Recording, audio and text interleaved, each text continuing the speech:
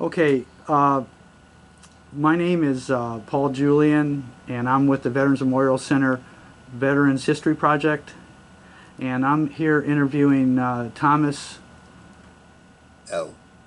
Occhipinti. Occhipinti. Occhipinti. And we're at the Veterans Memorial Center in their library.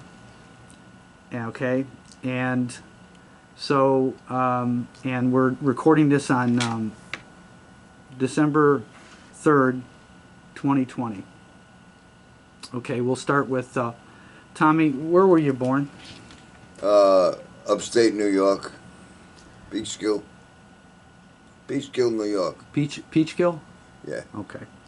And your parents, who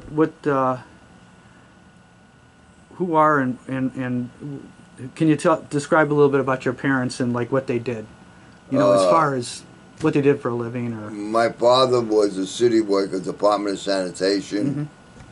My mother sewed coats for 3G manufacturer at that time, and that they were good parents. You know.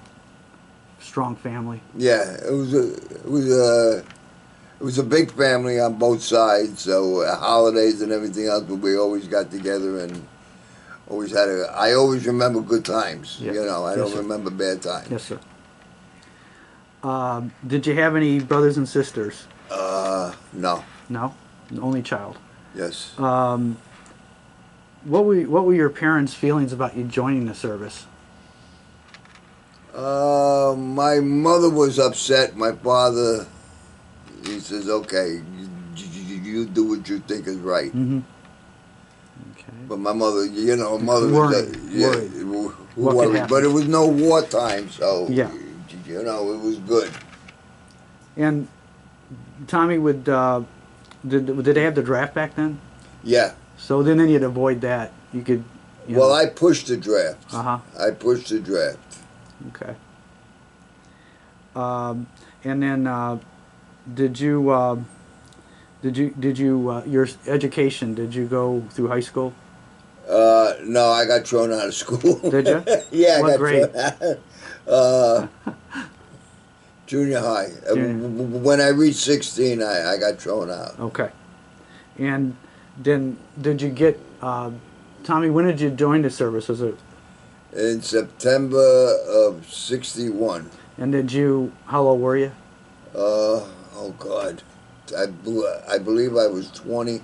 Okay. And what did you do between I leaving? drove a truck. Oh, for between high school. Yeah, I was Between leaving junior high and. Okay. Yeah, I went to work at 18 years old driving a truck. Okay.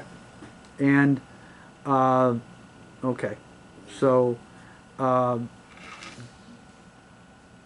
okay, so you went in the military and you volunteered, and why did you join? I don't know. I thought it was a good thing at that time. Maybe thinking in terms To of get like away, to get away from all the riffraff. all the neighborhood, because I hung out with a bunch of rough guys. I could relate to that. Okay. Did you, Tommy? Did you leave anything behind as far as a relationship?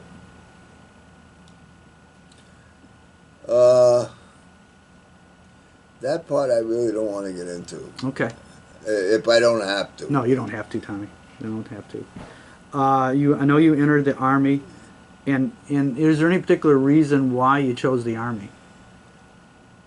No, I think I just, when I pushed the draft, they said the Army, and I says, okay, fine. Okay. When you say push the draft, what do you mean by that? I went down and I volunteered my Okay. draft time up, Okay. you know. Okay.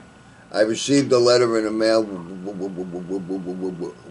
with a token on it. I still got the token to take the train over to Whitehall Street in New York. And they said, just bring a little bag with you because you ain't going home. Little thing to digress back. I told you about that 2x6 program. It looks like most of the time it's been my experience, and I was in the reserves and the active for 41 years. Most of the time, the recruiters didn't push that 2x6. They wanted you in for at least 4, and if possible, longer. So you must have had a pretty decent recruiter then, huh?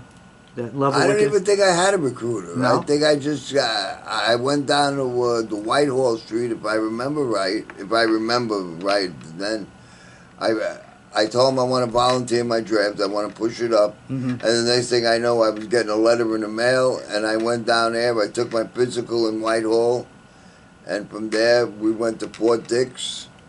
Right from there, and then from Fort Dix I went to Port Gordon, Georgia.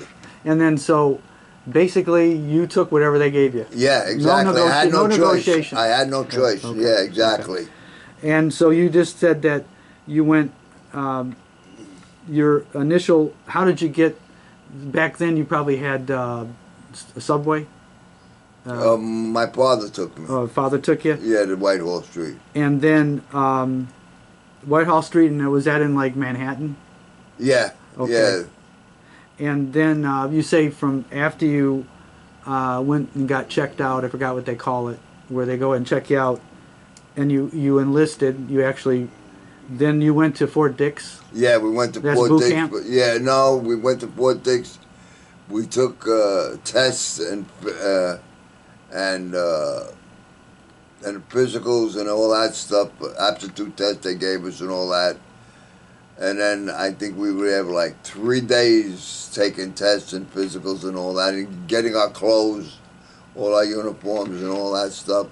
And then they put us on a train, and they sent us to Fort Gordon, Georgia. I went to Fort Gordon, Georgia for my basic. Did you? I took basic and advanced basic down there.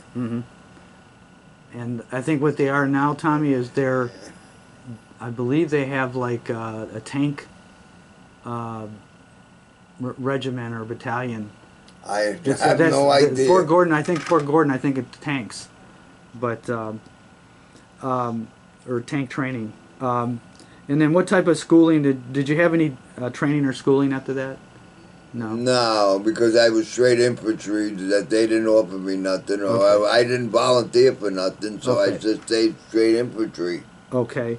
And then so the way it works with the Army, you get like an infantryman, and then you have like a secondary thing, and what your secondary thing was truck driving, right? Yeah, that's what I was. I was a truck driver, and I told them that. I said, I've been a truck driver since I'm 18. And then when they shipped me overseas, I was in the airport, in the reception center in, I forgot the city. Was it west or east? It was right. Would you go to Europe, or did you go to over there, Asia? No, I went to Korea. Oh, okay. I went to Korea, and I was sitting in the front row, first seat. I don't know how I got that seat. Wouldn't be Travis, would it? Travis Air Force Base? Yeah. Travis. Out of Oakland. Yeah. Out of Oakland. Yeah. But I was held in California because I was missing a shot. Everybody got sent over by boat. And I was held, and I flew over to Korea. Well, you got a good break there. Yeah, exactly. Because I don't like boats, and the way the boats were, it's going to be a month on a boat. So the guy says, I need 3 volunteers, and you know that you don't volunteer for nothing. Yeah. So he says, you, and you are going to become cooks. Uh-huh. I said to the sergeant, I don't know nothing about cooking. I'm a truck driver. He said, they'll teach you how to become a cook. And that's how I become a cook. Okay. Then your first assignment, so then was Korea. Yeah, my first overseas assignment. You remember, Tommy, where in Korea? It was the 1st Cavalry. We were up about a mile maybe, or maybe less, from the 38th parallel. That I remember. It was close to the... It was right up there. Things were still warm back then. Because when I got over there, even though I was a cook, they put me on guard duty. I don't know how I wound up on guard duty. And I was in a foxhole. And the guys are shooting at you, the Koreans. But the guy who I was with in the foxhole, he said, this happens all the time. He said, don't worry about it. He said, well, they can't reach you and you can't reach them. This is just to aggravate each other. And that was it. That was the first and last time I was on guard duty. After that, I stayed in the kitchen. So now, from that, Tommy, did you get any kind of training to be a cook? I'm talking about formal training. What do you mean, Did they put you in any schools? No. So it was OJT. It was all on the job training, and we had a first cook over there. His name was Worley. I never forget him. He was a black guy, funny as heck, but he was great. But he was some cook. It's good. He was fantastic. He didn't even have to look in the book. No. And he taught me everything I knew, everything I learned out of the time I was overseas. He taught me everything. So he I could have cooked. Took you under his wing, huh? Yeah, Oh. he did, because he liked me, you know. And I got to the point that one time I could have cooked eggs for orders for a couple hundred guys on a grill as they're coming through the line. Eggs to order, you know, soft boiled, hard boiled, you know, fried up sunny side. Great teacher. He was And he fantastic. had a sense of humor. Yeah, oh, he was funny as heck. Funny as anything. He's a lifer. He's a lifer. Yeah. He was there for the whole time, you know. You don't recall his name? The only thing I remember is Worley. Worley? Yeah, that's Worley. the only thing I remember. Did he? He was a skinny. He wasn't fat. He was a skinny guy. But he was some cook. Did he teach you the whole? Did he teach you not only breakfast, but he teach you the whole? Yeah. Really? I started out making salads. They first got me into salads, and then they graduated me up the line. So by the time I left Korea, I could have went into into a consolidated mess and cooked for thousands of guys, and I knew exactly what I was doing. And so, would you Tommy? Would you do like exotic stuff like roast, and you know how all that? Yeah, roast. Really? Whatever was on the menu. Yeah. Because we got one main menu every day that we had that come from Washington, and you had to go by that menu. It was just automatic then. Right. All right. You had to look at the menu Yeah. and see what you had for the day, you know. So Was there? Did you have to get up early? overseas, I worked one day and off one day. Gotcha. I was on and off a day, every other day. And in the days you worked, did you have to get up early? Yeah. Like, You had not to be very- there by 3 o'clock in the morning to start the breakfast. Because the guys were there, but yeah, because you had to reset everything. They had up. mid-watch and all that. Yeah, you had guys who come in at midnight. The MPs would come in, and that they would get sandwiches and coffee and everything else. But you already had that made for them. You know, that was already done before we closed the kitchen at night. That stuff was made for the MPs. So what they had their stuff, but we did everything. It was a full. You worked the full day: breakfast, lunch, and dinner, and clean up and prepare for the next guys who were coming in the morning. So what they didn't have so much to do in the morning either.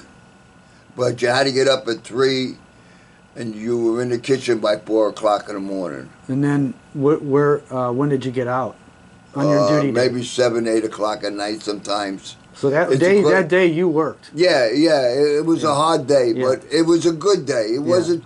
See, but we had help overseas too. You had the civilians who worked in the kitchen The locals? too. Yeah, Mm-hmm. they were civilians, and they helped in certain things that they would do. If you had if you had to move the stoves or something like that, or go out in the fields, that they would pack the trucks and everything else, and that they would throw the garbage away and clean up certain things for us. That helped. Yeah. Yeah. Yeah. So it took a little pressure off the cooks, Mm-hmm. you know. Mm-hmm. But they weren't allowed to handle the food. Mm-hmm. Only the mess was allowed to handle the food. I see. Did you receive during this? You were there for how long? 13 months. 13 months. Yeah, it was a year and almost 13 months. And did you, Tommy? Did you get a promotion out of it or what? Yeah. Yeah.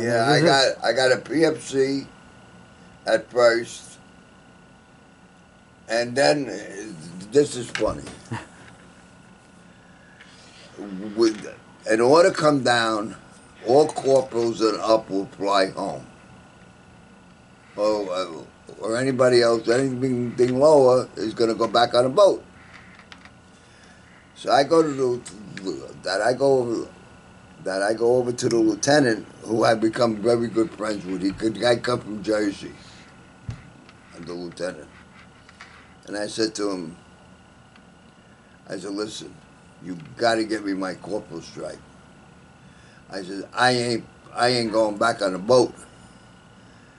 He says, I don't know if I can get you that. He says, it's too short. But to make a long story short, I got my corporal stripe. I got my SP4. So that was corporal. And I flew home. And that meant something to you. Oh, yeah. I tell you, I become so good friends with this one lieutenant. There's a story in there I got to tell you about him. I'm in the kitchen. We just got done with lunch. And we're cleaning up. And now I got to get supper ready for the meal. I got to prepare the supper. So I'm throwing out steaks. Now I do not know who's behind me. I really am, because I'm concentrating on what I'm doing.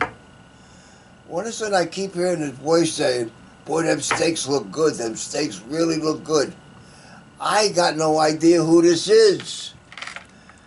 So I grab my cigarette lighter. I pick up a steak, and I flip the lighter, and I turn around, and I see it's a lieutenant. But as I'm turning, I says, "How do you want it? Rare, medium, or well done?" Well, I turn colors. But we become good friends after that. The guy come from Jersey. It worked out, yeah. And he come looking for me after I got out of the service. He did? Yeah, he come. Yeah, because he wanted to find out about something off me. You know, how I made out and everything else. That somebody cared about that. Yeah, exactly. Was there, Tommy, what was the hardest? Well, okay, so you went from Korea, and then where did you end up? I went up in Fort Lawton, Washington, outside of Seattle. Wow, you did some traveling. Yeah, I don't know. Yeah. I asked for the first army, and they gave me out there because I only had like 6-7 months left in my service, in my time, and they stationed me out there. What was it called? Fort Lawton.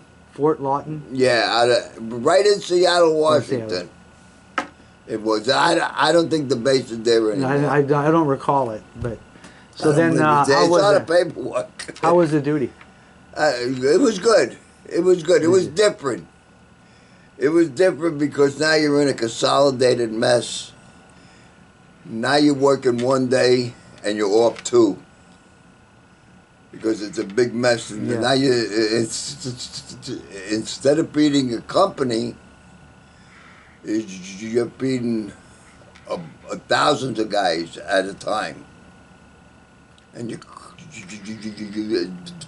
doing a lot more work than what you were overseas doing, you know, and everything else. So really that one day you were on, you really hustled. Yeah, you had to work that day. You really had to work. And then in the cooking, because you're Tommy cooking for a lot more people, Is it a little different then, right? Yeah, it was a little bit more harder. You had to be Yeah. specialized. You had to be more specialized. Well, no, not special because you still went by your menu. You had Yeah. to go by that menu. I don't care what people wanted, you know.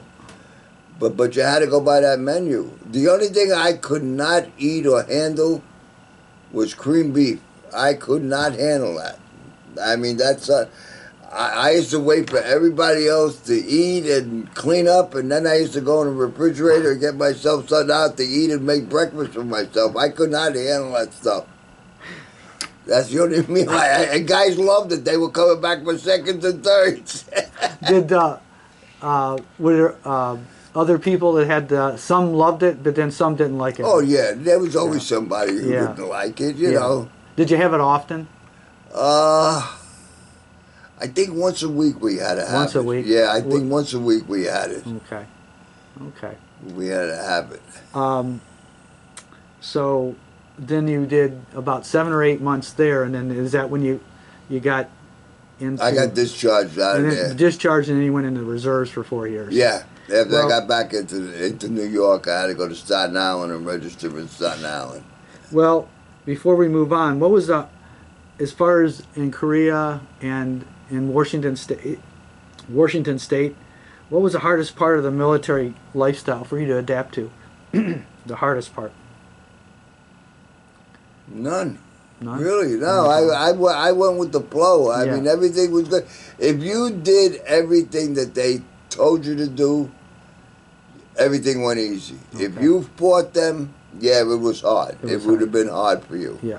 But if you went along with the system, look, basic training was basic training. That was rough. Yeah, which you had no life. But we kept hearing once you get into a regular outfit, it changes. It becomes a different life. Yeah.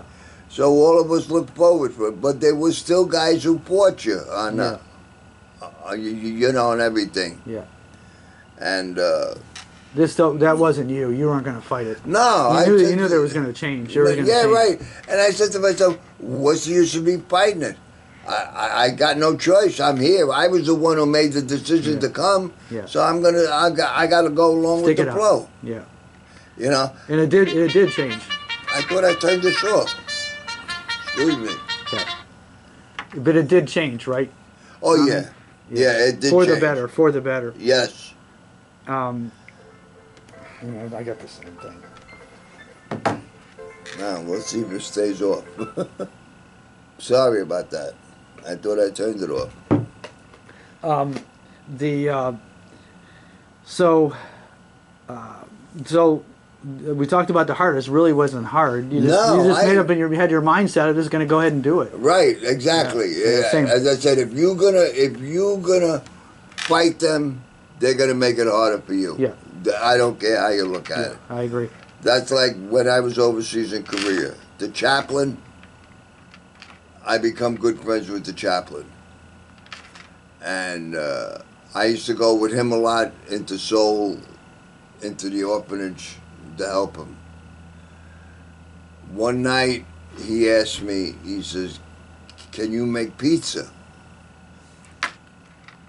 I says, "Yeah." I said, "But I don't have all the ingredients." So I wrote my mother, and my mother sent me a package. I got a package a couple of days later of all the ingredients that I needed for the sauce. And the priest, the chaplain asked me, he says, "Can you make the pizza?" I says, "Yeah."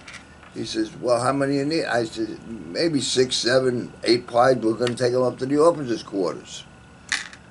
I says, "Okay, fine." I said, "But I'm going to tell you right now. I make the pizza." I said, "But you're buying the booze." I told him. He says, "Okay." And he says, "That's no problem." So I made the pizza. I brought him up to the officers' quarters. Now, all the officers I knew because they were all from our company. You know, but I'm only a little PFC, you know. So we're drinking and enjoying ourselves. Who walks in? The battle group commander. And I said to the chaplain, I says, "I got to get out of here." I said. He says, "No." He says, "In here, nobody's got a rank. That's number one. He said, and everybody puts their pants on the same way you do. He says, in this barracks, nobody has a rank. Nobody, but we got to respect ourselves, each individual, but we don't show our rank here. I says, listen, I'm only a PMC here. He said, don't worry about it. So I had a little bit and I left. I says, I got to get out of here. I says, I ain't hanging out here. What was it? Tommy, did you ever have it again? Did you ever? No. It was a one-time deal. Yeah, it was a one-time deal. Okay. As I said, I got along with everybody. I mean, I didn't make it so I was going to make it hard for myself. I really didn't. I didn't want to, you know. I said, if I want to make it hard, I says, I could have stayed in Brooklyn. I says, I got away from the garbage over there of me being in fights all the time and everything, you know, growing up in the streets over there. What was the easiest part? The easiest? I think the whole thing was. It was easy? Yeah, it's the way you make it. Yeah. If you're going to make it hard for yourself, it's going to be hard. If you're going to make it easy for yourself, it's going to go along with the flow. You got to go along with the flow. And I still say today, every kid should go in the service for 2 years. Like we did. Yeah. Because I depended on my mother to do everything. Wash my clothes, change my beds, do this, do that. Do everything. But overseas, I ain't got that. I mean, in the service, I didn't have that. I had to take care of that. Yeah. And it changed me. It made me a different person. It made me a lot smarter. I come out a lot smarter than when I went in. A lot of independent. You made independent. Yes. Yeah. Yes. Yeah. And I think, what do you think, Tommy? That was the whole purpose of that basic training. They had to screen out those people. The people that decided they either would not or could not adapt. They need to get them out because right. Exactly. Yeah. So, do you recall the day your service ended? 63. I'm not talking about the reserve, but I know 63. With the active duty, yeah. Yeah, my active duty. Do you recall the day? Yeah. Were you happy? Yeah, I remember. You happy? I remember I got out. You know, I got out, and then I jumped on a plane, and I come back to New York. You know. Were you happy? Oh yeah, I was happy. I was home. You know. Were you a little bit? You a little bit concerned about what you're going to do next, or no? No, because I had a job already waiting for me. I see. I didn't worry about a job because my job was still there for me. I see. The union had me covered. I went back in my seniority. I didn't lose any seniority on my job, so I was covered with that. And everybody was happy to see me home, you know. And then after a while, I went right back into an old routine of hanging out with the guys and the guys on my job. And then I got married after that. Okay. After we bought the house in '65. It was me and my mother and father. In '65, I met my wife, and we got married in '66. And I've been married since then. Congratulations. 56 years. So when you came back with it, you're saying people were happy to see you? Oh, yeah, of course they were. You know, that there was no war, thank God. And I come back in one piece, you know. Did they see the change in you? Oh, yeah. But sometimes you forget yourself. Like you're sitting at the table and you're not realizing certain things, and you say certain things at the table which you would have said with a bunch of guys. You know, and my father turned around and says, you know, son, he says, what's your home? You're not in the service anymore. You know, watch your mouth. You know. Besides, Tommy, anything else as far as, you know, sometime you get out of the, you get to where you don't, you know, you think you're back in the service because it wasn't that long ago. But any other way that you think the service changed you? Oh, it made me a different person totally. It gave me a lot more responsibilities and everything else. I grew up. I grew up from when I was a kid hanging out on the streets. Yeah. And it made me a different person. You weren't as naive. You No, weren't as naive. I thought things out before I did anything. Yes, And then, as I said, I got married. And now the life changed again for me, and you know, I knew I had to depend on certain things, and I had a wife, and I had a kid coming already, you know, and Did it affect? So did it affected the way that you related to others then, right? Because you're a stand-up person now. You kind of. oh yeah, I know that there's consequences. Going one way or the other, and do I want to do that and have that type of thing? well, there's times I say to myself, boy, I should have stayed in the service. I would have been retired already. Yeah. I could have been already done. I would have put my 20 in or 25. Yeah. Because I didn't have a hard job. Yeah. I really didn't have a dangerous job. I mean, really, all kidding around. But the thing about it is too, from what you told me earlier, people seem to like you. You seem to have that attitude. Well, you know, as I said, you got to make it. You know, if you're nasty to somebody, he's going to be nasty to you. You got to, you know, it's a two-way street. You know, I may not be the smartest person in the world.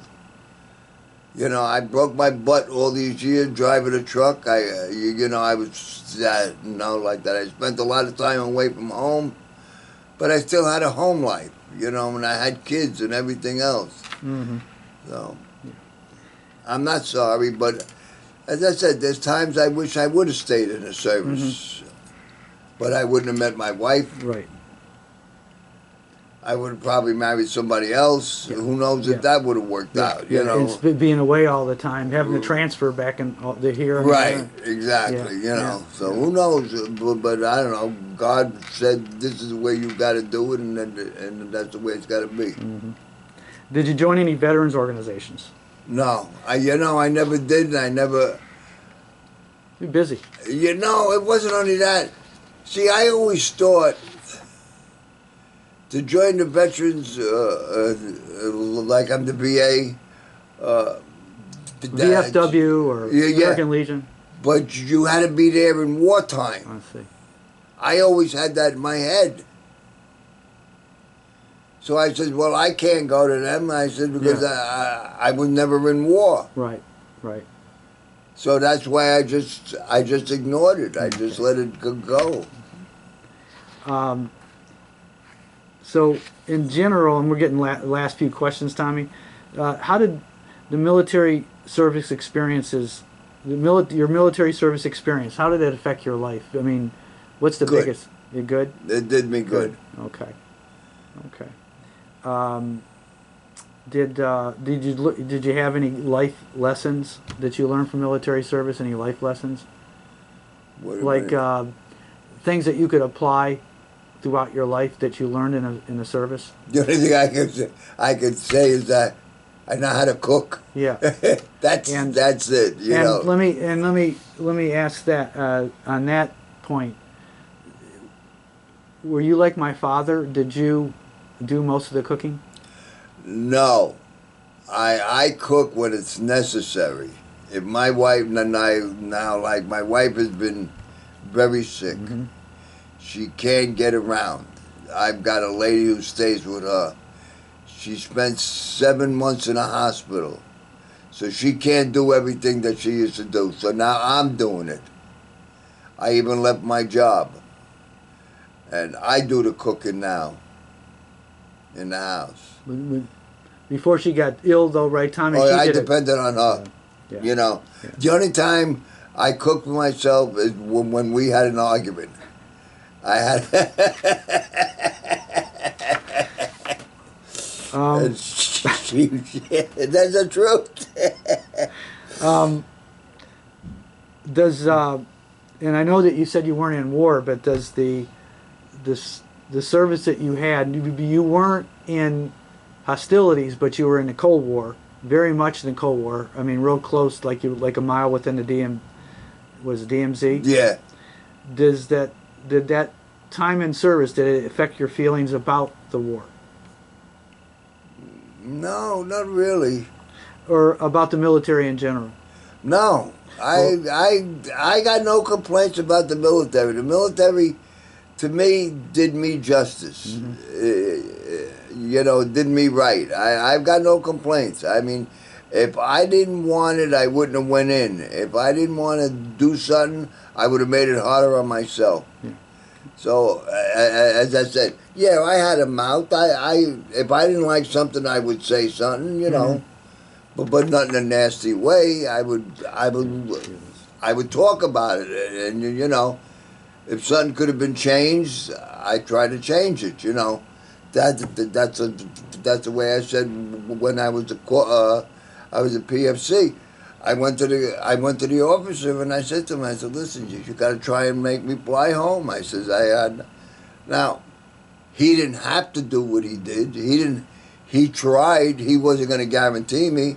All right, if I didn't get my stripe, yeah, I was going to be stuck on a ship. But I got my stripe and I flew home, so I was thankful for that. Yeah. You know, I was happy for that. So it just seems like you seem like you were a optimistic, positive guy to begin with, and then when you went in the service, it just made it stronger. Yes. It just reinforced that. Yeah. Yeah. You guys said that you had a great attitude. You just had a great attitude. I get along with everybody. Yeah. You seem to. If you screw me, yeah, I'm gonna come right back at you. Would you have any message, Tommy, to leave for future generations? You did talk about we think everybody, all young people should. Yeah, I still say it till today. I believe all young kids, when they reach 18 years old, go into the service, do your 2 years. If it's going to break you, it's going to break you. If it's going to make you, it's going to make you. But you got to have that little bit of respect. Maybe the world will change a little bit better. Mm-hmm. Mm-hmm. I don't know. I can't answer that. I know there's some countries, I think Israel, and there's other countries that's required. Right, you know? Right. And, you know, when they stopped the draft here, I think it was the wrong thing to do. But you got a lot of people in this country who depend on who went into the service at the end of the towers, you know, after the towers went down and everything else. Mm-hmm. And, yeah, if I could have went back in the service then when the towers went down, yeah, I would have went back in. Because I was there, I was working for a trailer company, and we were taking away all the debris. And I got there the second day after the towers went down, and you could have I have no smell in my nose because I could smell the dead bodies. The burning of the bodies is still there, still in my nose.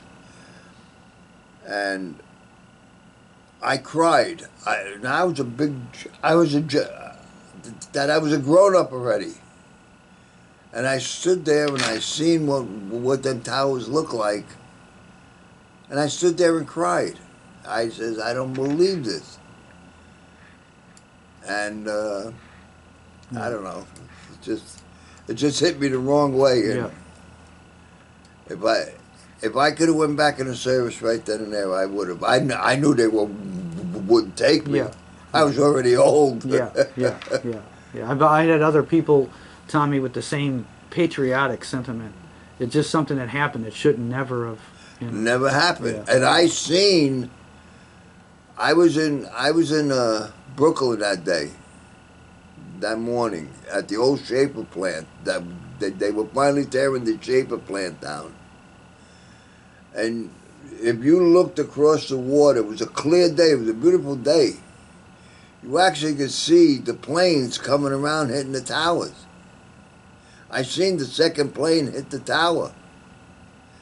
And we turned around and said, the guy who was running the show at the building said, don't bother to come back tomorrow, guys.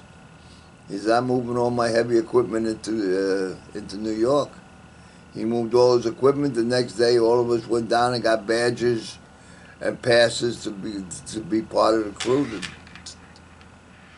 But Did you work on it long, Tommy? yeah, I was there a year. A year. In that, doing that? Yeah, yeah, it was a whole year. They did it a lot faster than what they thought they were going to do it, and take it apart, to take it away. And we were taking it out to Staten Island, and we were dumping it in sections. Tower 1, Tower 2, Building 7. And they were going through it to find body parts or jewelry or identification or anything that they could have found in that building. Mm-hmm. So It was a tough site. year. It was a site that A I tough don't know. year. It still bothers me. It's a tough year. Yeah, as I I said. imagine everybody involved in it had to be. Yeah, it was. Some guys were just down there for the money too. You know, they were paying good. Everybody made bundle of money. I tell you that. That's what I can't figure out sometimes. In a disaster, somebody's got their hand in the till somewhere along the line, and I don't care how you look at it. Yeah. Yeah. You know, that's the way I look at it. Yeah. You know. Well, you think, Tommy, was it because the hazardous work? No, it was hazardous. You had to wear masks all the time. You were supposed to wear masks all the time. It's according to the way the wind was blowing. Yeah. If it was blowing away from the towers out to the ocean, then what you didn't have to have your mask on. But if the wind was blowing the other way, you had to wear your mask. It was mandatory down there. But everybody was there because they wanted to be there too. Mm-hmm. Some guys were there, just because it was a job. Mm-hmm. But 90% of the people were there because their heart was in it, and to do it. And if they could have found one body that was alive, that they were the happiest person in the world. Mm-hmm. You know. Mm-hmm. Mm-hmm. And it goes without asking, Tommy, they didn't find anybody, huh? No, at the beginning maybe they found a couple. But everybody else was already dead. Yeah, yeah. They were dead. Yeah. Yeah, they could have seen the people jumping off the buildings themselves out of the windows. In coming to the end here, thanks for taking the time to share your recollections, Tommy. Is there anything else you'd like to add that we have not covered? Any stories, or you think that for the viewer? No, as I said, the two things that come to my mind was the meat that I was holding up with a lieutenant, and then the thing I asked him about the stripe. Oh yeah, there was one other thing that I got myself in trouble with again, as usual. Again, I was thawing out something, or I was doing something for the kitchen, and now on the coffee, we made it in 55 per gallon pots. 55 gallon? Yeah, in big pots. Well, you didn't have the urns. There was no coffee urns then. It was a big pot. You heated the water, boil the water, take your coffee cans, and throw them in, and throw some cold water on top so the grinds go down. But that's cooking the whole time. Now, that coffee was strong. It was very strong. Tommy, wouldn't you actually get some grounds too? No, because the grinds were set to the bottom. Oh, okay. With the cold water on top, the grinds fell to the bottom. So somebody asked me, says, how's the coffee? So I turned around and said, the coffee's so strong, they'll put it. I didn't want to say it. That it'll put hair on your chest. And I turned around. It's one of the donut dollies. The ones who used to bring you the donuts. I forgot what they're called. The USO or? Yeah, something like that. But we used to call them the donut dollies. And I turned around and said, oh, God, again, I put my foot in it. But that was it. That's you know, they were good times. As I said, I'm not sorry I went into the service. Mm-hmm. The best thing in my life, I'm not, that it did for me. And if I had to do it over again, I would. Mm-hmm. I wouldn't even phase it. And look, and of the story that you told, and it was a very positive, interesting story, Tommy.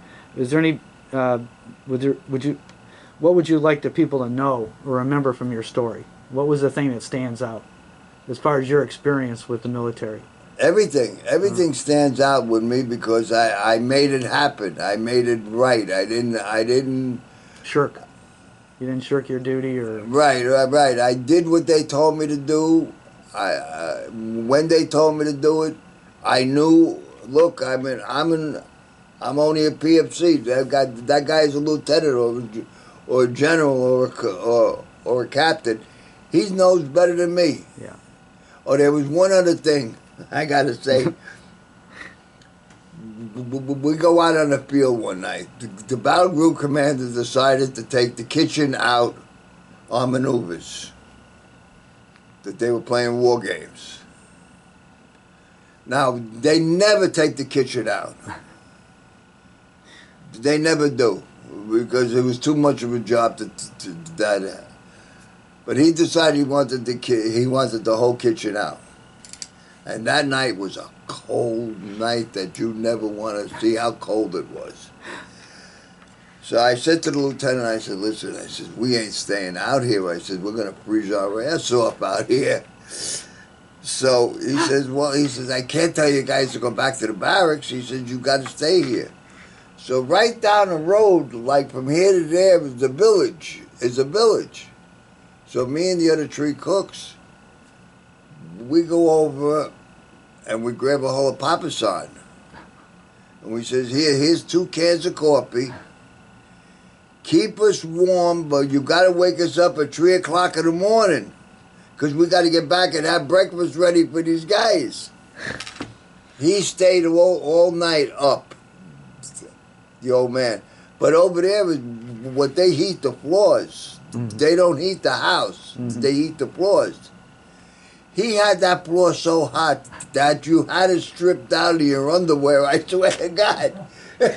That's how hot he had the floor. And that was the other funny part. And he got you up? Yeah, he got us right, up. Right at 3 a.m. Right. He stayed up all night.